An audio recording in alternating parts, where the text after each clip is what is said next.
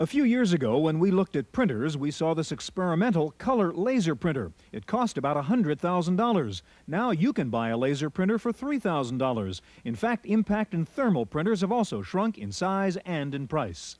Today, we take an updated look at printer technology, next on this edition of the Computer Chronicles.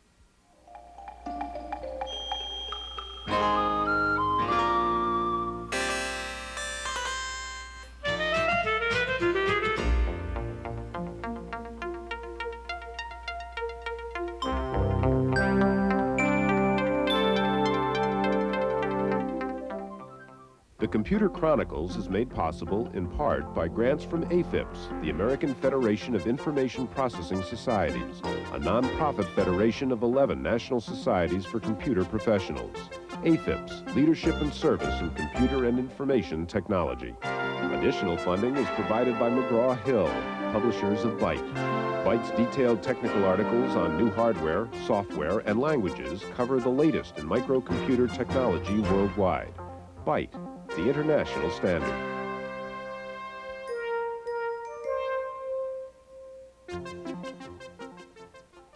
Welcome to the Computer Chronicles. I'm Stewart Cheifet, and this is Gary Kildall.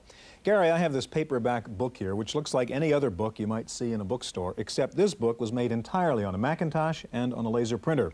And there's a big difference between the kind of print we see here and what we're used to seeing from printers a couple of years ago. Now, Gary, a couple of years ago, we did a show on printers, and at that time you told me that progress in printer technology would be very slow because printers depend a lot on mechanics and not on electronics. Were you wrong? Well, we're never going to get over the fact that a printer is where that electronic signal becomes ink on paper, and that's a process that hasn't been helped largely by microchip technology. However, things like laser printers are going to lead to, I think, that affordable high-resolution printer. But now we're asking them to do high-resolution color graphics as well, so that just adds another problem to it. Gary, on today's program, we're going to see the latest in laser printers, in color printers. We'll see the new printers from IBM, and we'll take a look at software packages which help you get the most out of your printer. First of all, we're going to take a look at a company now that does all its publishing in-house because it has a computer and a high-end printer.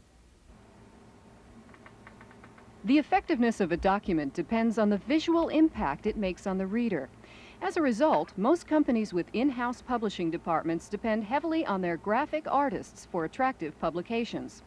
There are numerous drawbacks to this dependence, like the obvious typewriter look of the text and the tedious manual paste-up of drawings and diagrams.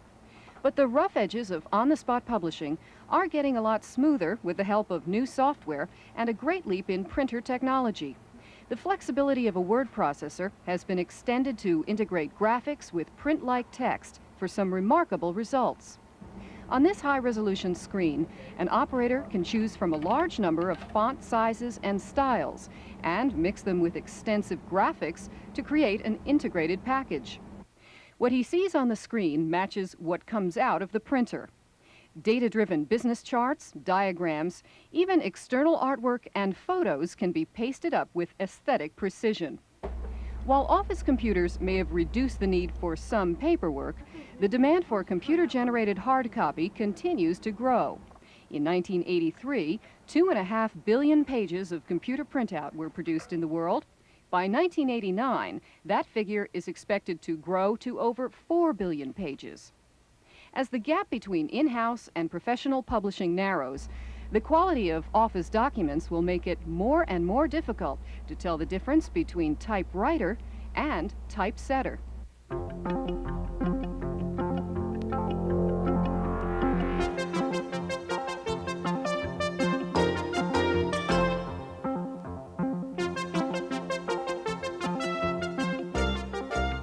With us now is Bob Lamvik, Regional Sales Manager of Oki Data. And next to Bob, John Dickinson, Special Projects Editor with PC Magazine. And John was the editor of the magazine's recent special edition on printers. John, in 1975, I remember when I was buying printers that you'd buy a teletype printer to do your listings and a Diablo high type to do your letter quality stuff, and that added about $5,000. Now, I understand that you reviewed about 200 different kinds of printers. What are the, just from a user standpoint, what are the different categories that you'd find in printers? Well, you can divide printers into categories in a couple of ways. You could go by price, for example, Gary, and you can go down as low as about $100, or you can go as high as $8,000 or $9,000 or maybe even $12,000 pretty soon. That's one way to divide the price. You can still divide by those low quality printers, like you were talking about the teletype versus high quality, the Diablo. But even that's no longer simple, because what used to be considered low quality printers, matrix printers, are now perfectly capable of producing very acceptable correspondence quality. Matrix technology has gone into the non-impact field, and we now have thermal printers and laser printers, which are really matrix printers. And of course, those Diablo-style printers are still in there. The daisy wheels and thimble printers are making a big dent in everybody's market. So it's a wide open field. Bob, let's turn to you and this OkiMate 20, which is probably the extreme from what you were talking about, Gary, in the good old days. This is probably one of the newest, hottest things around. And I know it takes some time, so could you fire up the OkiMate 20? Because we're going to take a look at, well, you tell us what that's going to print out. Well, the OkiMate 20 here is going to print out a color screen dump. The OkiMate 20 is one of the lower-end price range printers. It's under $300, and it uses a thermal transfer technology. Now, I'll quickly point out that that is not thermal. A lot of people in this industry think of thermal printers, which is a technology that's been around for 2 or 3 or 4 years. This is a new technology where we're actually moving a waxed ribbon ink onto plain paper. You'll see when we get the output in a few minutes, it's glorious colors, vibrant, and really comes out nicely. Now, Gary, sitting behind the OkiMate is one of the new IBM Quiet writers. And John, you mentioned the fact that the dot matrix isn't quite dot matrix, and you've got quiet, and you've gotten away from impact problems. Could you fire that one up, Gary? Let's see. Let's listen to a Quiet writer and see how quiet it is. Okay, there it goes.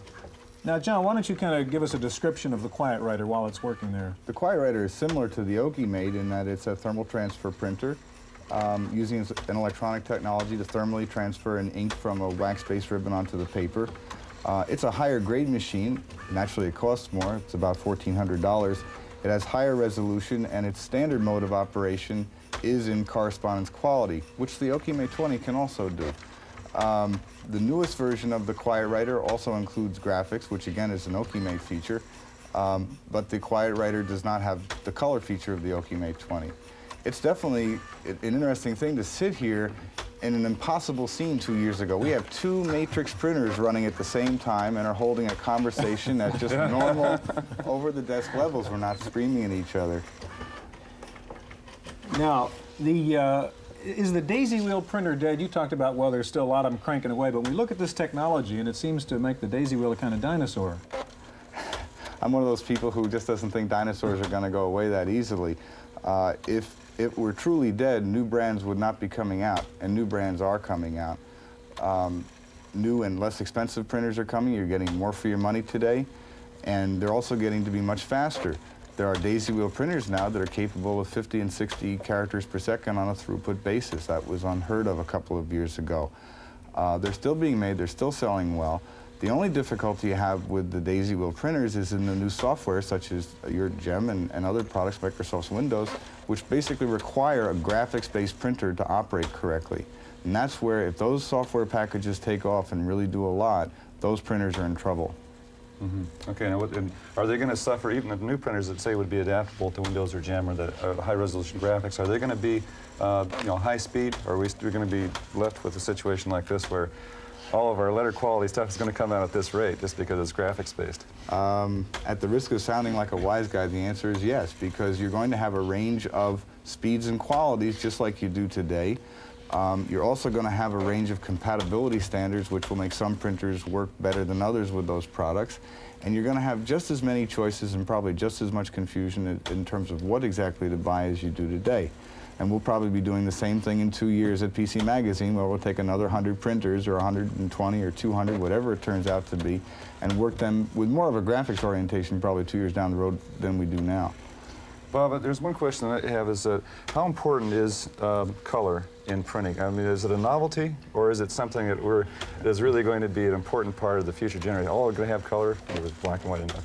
Well, I think it's fair to say that color is an up-and-coming technology, and especially in printers. Prior to, let's say, 1985, the biggest downfall in color graphics on a printer was software compatibility. One of the ways that's been addressed on the OkiMate is the customers purchase a generic printer, and then they buy a personality module which slides in the side of the printer. With the personality module comes 2 diskettes. One is a Learn to Print tutorial diskette. The other is a color screen print utility that's created this output. Let's take a look at the output for a second while we've got it. The color screen print utility is a device that lets you rotate. You can size the object to whatever aspect ratio you're looking for. You can change the colors.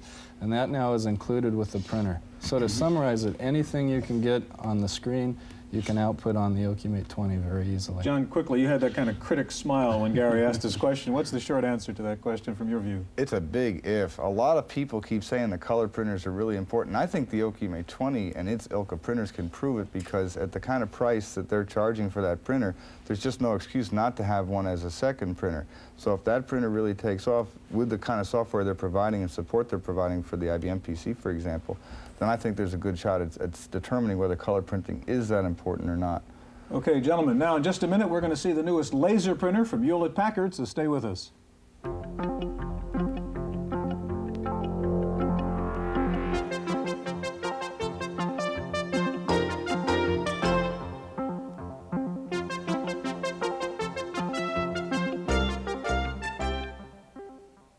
Joining us now is Chuck Ulfers, the marketing manager for the printer division at Hewlett-Packard. Chuck, we were just looking at one new printer technology, thermal transfer. This is another new printer technology, laser printers. What goes on inside a laser printer? Well, actually, Stewart, the technology of a laser printer is very similar to the technology that's used in a photocopy machine. The image is actually transferred to a photoconductive drum using a laser. The drum's then rotated past a station that applies a powdered plastic or a toner. That toner is then transferred to the paper and actually melted or fused into the paper. Chuck, can you get the printer running here and just answer a couple of questions about things like speed, the cost of the machine, the cost of operation, things like that, so we can compare it with the other printers? Sure. The LaserJet is an 8-page per minute device. It sells for $29.95. It prints in either direction on the page. It has the ability to put a number of different fonts on a single page. And what about the cost of, let's say, per page copy? The per page cost is somewhere between 5 and 7 cents. Okay. Now this particular page right here looks just very much like a typeset page. That seems to be one of the big advantages of the laser printer over some of the others. That's correct. Laser printers today have a very high resolution, typically about 300 dots per inch, and that gives us the ability to do very nice artwork and graphics. The print that you see here actually has a number of different sizes of font. It has a graphic, it has proportionally spaced text. That's one of the strong capabilities that the product has brought into the office marketplace. One of the other abilities that it has is the ability to do a form. This one's a very popular one, the 1040 form, which is certainly attractive in the accounting marketplace. We also have the ability to do graphics with this sort of a product. Chuck, I've heard the name of the Canon engine quoted in the context of laser printers. What does Canon have to do with this whole development? Well, as I said earlier, the technology is based on the same technology as photocopy machines, and so you will find that in most cases the photocopy companies are the ones that have a early presence in the marketplace. Canon has been particularly successful in that a number of machines in the marketplace today are currently based on their technology. Does this use the Canon engine then? This product uses the Canon engine, that's correct. What would some of the other typical laser printers do? Some of the other products that you may be familiar with, the Apple LaserWriter uses the Canon engine, the QMS printer is based on the Canon engine, and there are a number of others in the marketplace. Chuck, why would people want to spend the $3,000, say, to buy a laser printer? What are the main features that the user would look for in buying something like this? Well, interestingly enough, our studies show that the primary reason that people buy a product like this one is because it's very quiet, it has a very high quality output, and it's very fast. We expect that over time the market will evolve to a more sophisticated appreciation of the graphics capabilities of these products, but certainly in the office, those are the reasons why people buy them. Now, are we going to see a smaller version of this thing for, say, home computers, personal computers, and less cost? I'm sure you will see the technology continue to evolve downward, both in cost and in size. And what time frame would that be?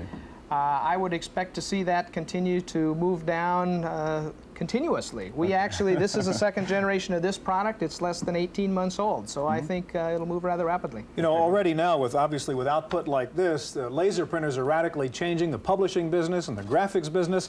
Our reporter Wendy Woods went out and took a look at a graphics house which has nothing but PCs and laser printers. For centuries, the pencil, the ruler, and the knife have been the major graphics tools, until 1 year ago. This is the first shop in the U.S. to exploit the Macintosh, LaserWriter, and PageMaker software by Aldus. TechArt of San Francisco does virtually all its typesetting, from flyers to books, by computer.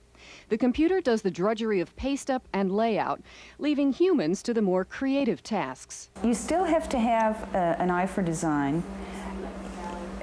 I see these really more as tools. We're just using different tools, and they're a little faster, and they really take out, from my way of thinking, they really take out more the mundane aspects of traditional techniques. But you still have to pay attention to what you're doing, and in fact, we've had artists here who feel that their illustration capabilities have improved from using the Mac. There are two other advantages to computerized typesetting. New employees can pick up graphic skills quickly, meaning less training time for the shops. And the basic equipment, which turns out camera-ready galleys and originals, costs a fraction of conventional typesetting gear. TechArt's success is inspiring people to call every week to ask for help in starting their own computerized typesetting businesses. Of course, who benefits by all of this? Customers. Customers get their work a lot faster and a lot cheaper.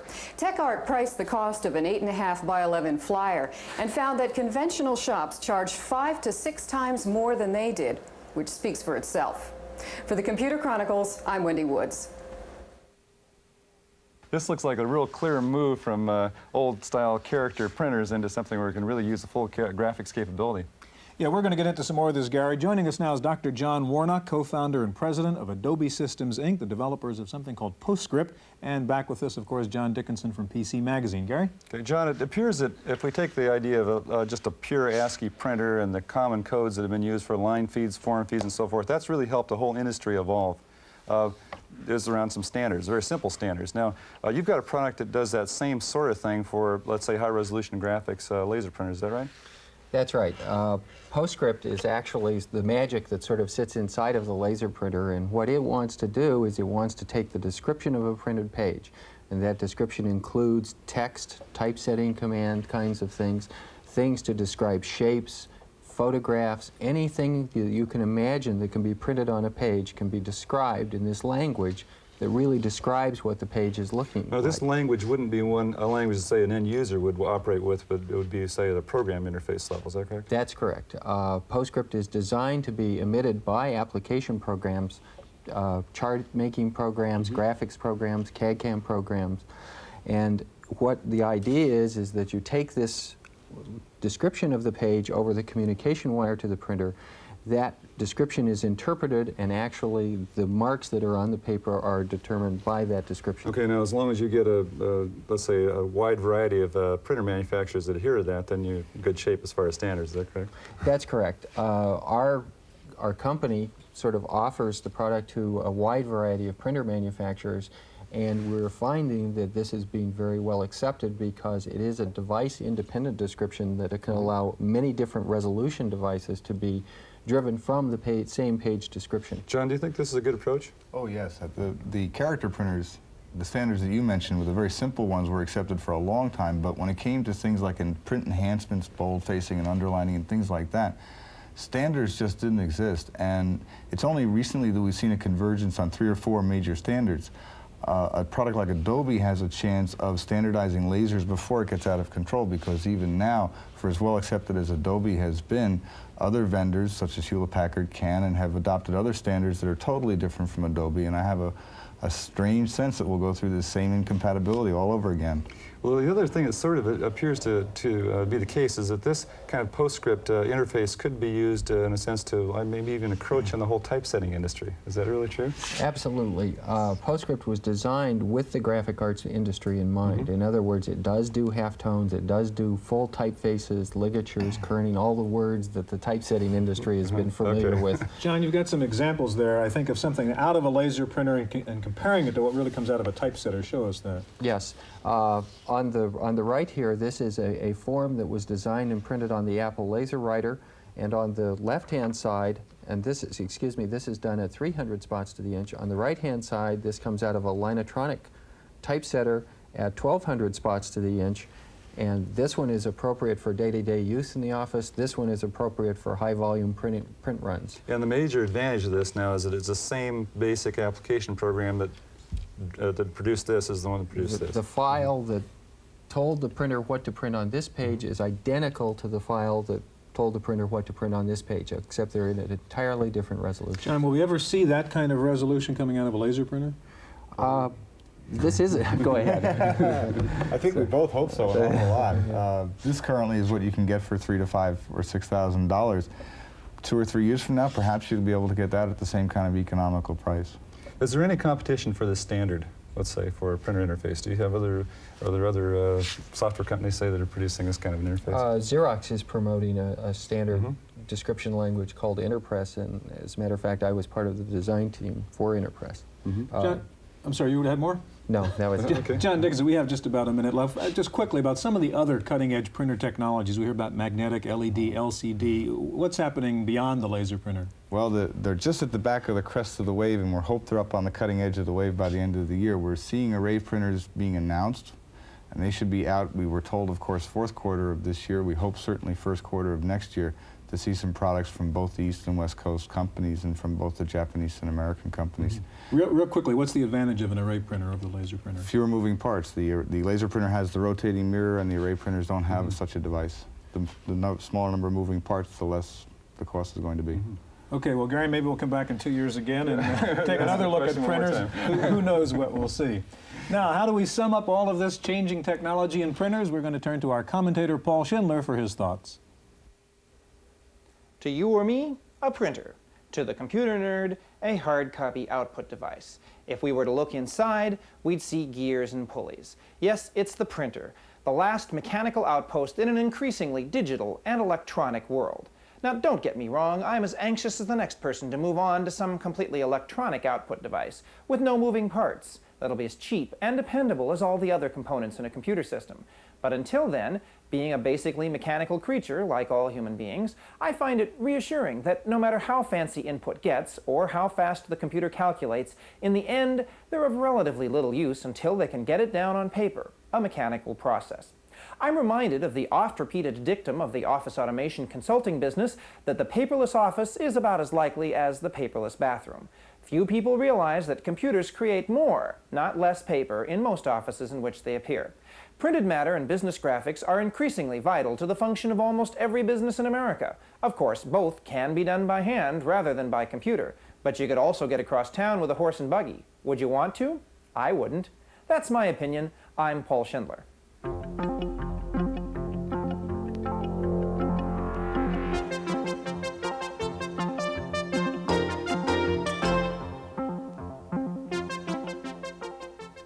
I'm Susan Chase, sitting in for Stewart Cheifet. In the Random Access file this week, Sperry Corporation introduced another PC-AT clone.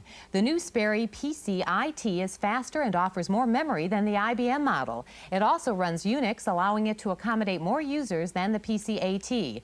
Sperry's entry joins about 12.5 other computer companies already marketing PC-AT lookalikes. Rumor has it that Hewlett-Packard will also announce a high-quality, competitively priced PC-AT clone shortly. AT&T has unveiled a system that will let people gain computerized stock information simply by speaking into their telephones. Instead of typing into a computer or punching buttons on a touch-tone phone, a synthesized voice will ask a caller what information is desired, retrieve it, and read it. A Boston-based brokerage house will be the first company to try out this service next month. Users will be able to attain quotations at any time for some 6,000 stocks. Lotus Development is also entering the stock business. Lotus introduced a new hardware and software package called Signal that gets financial quotes through a radio receiver and stores them in a personal computer. Besides receiving stock quotes, Signal alerts its users to key price movements of a favorite stock with a loud beep, hence the name Signal. Lotus made news with another event this week. A serious flaw has been detected in the new Symphony 1.1 program, leading Lotus to recall all the boxes on the shelves. Lotus became aware of problems after users complained that some data disappeared when they performed common tasks on the program's spreadsheets.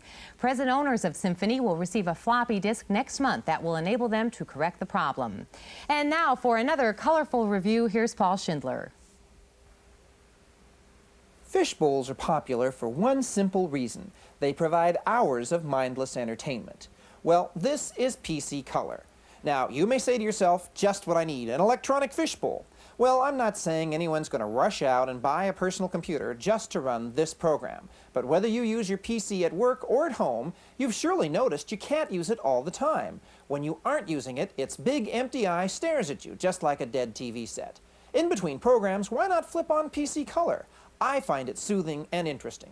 For you technical types, it stays in text mode, increasing the number of colors it can display. You can make the colors go faster or slower, you can freeze them, and you can change the color scheme. Watch it while you're on the phone.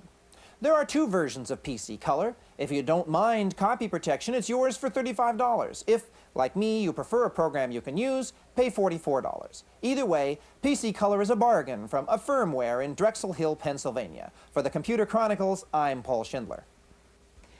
Neither Commodore nor Atari will be among the exhibitors at the Consumer Electronics Show in January. Though both are waging an intense battle over consumer dollars, neither plans to participate in the Las Vegas show, which attracts some 50,000 key retailers. Many companies believe that the advent of the computer would be the end of the paper chase. It seems corporate America was wrong. In fact, the American Paper Institute reports that the market for office paper grew over 5% annually from 1972 to 1984, when the move to office automation was in full swing. Some companies say the higher paper consumption is the result of computers making it easier to produce more originals. Finally, for those of you who are frustrated with your Apple II, there's a new product for you. Jeff Raskin of Information Appliance has created a plug-in board called SwiftCard, which simplifies computer operations. There's no startup procedure, no disk to load, and no need for separate word processing programs. Users simply turn on their computers and begin typing. It may not take advantage of the microprocessor, but it certainly beats using your 2E as a plant stand. That's it for this edition of the Computer Chronicles. Tune in again next time.